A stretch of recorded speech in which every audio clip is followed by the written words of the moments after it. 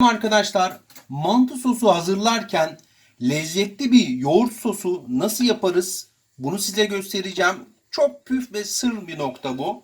5 yemek kaşığı yoğurdumu aldım.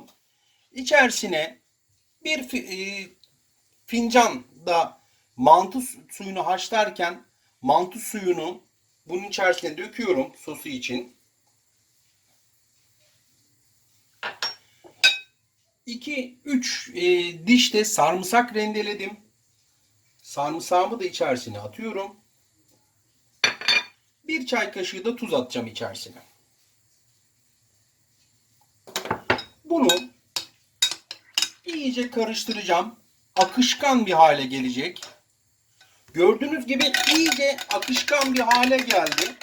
Yani mantı tabağının üzerine yoğurdu döktüğünüz zaman, bakın şöyle de göstereyim, akışkan bir yoğurt sosu elde etmiş olacaksınız.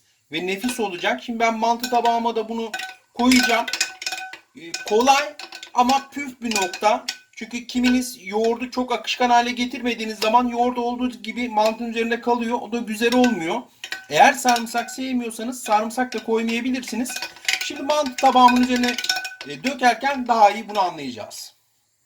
Mantımı tabağıma aldım. Şöyle bir yakın çekimde yapayım. Gerçekten nefis gözüküyor. Hazırlamış olduğum yoğurdumu da bakın akışkanlığını görmeniz için şöyle, görüyor musunuz? Üzerin tabak olarak kalmıyor.